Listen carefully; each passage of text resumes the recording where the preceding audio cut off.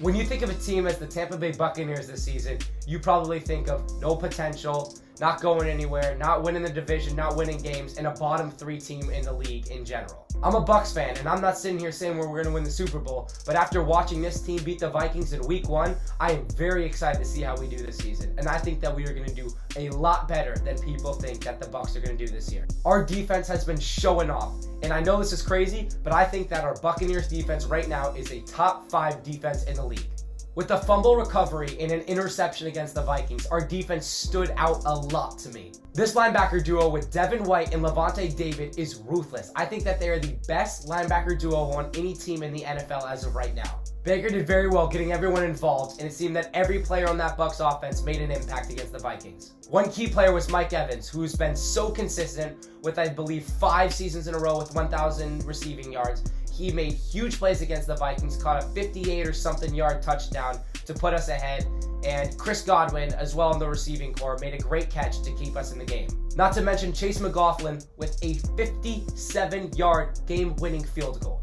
I think during the offseason, we did a great job of getting the chemistry going. It was sketchy coming in with Baker. It was a new thing. He was spending most of his time battling Kyle Trask for the quarterback 1 job. But when he finally won it, I think during the preseason 2, he showed a lot of chemistry. And this is what I love about this offense right now. It's chemistry. Baker gets everyone involved. Chris Godwin, Mike Evans, Chase Edmonds, Rachaad White. He is getting everyone involved, and everyone is making an impact. I am loving how Baker is leading this team.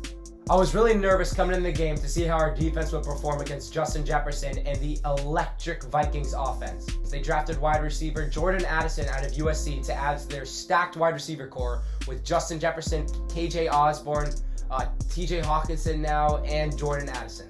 The Vikings traded their star running back Dalvin Cook to the New York Jets, which meant that running back Alexander Mattison was going to have the backfield to himself this year. I personally think Alexander Mattison is a great running back, and I was really excited to see how our Bucs D-line can handle this.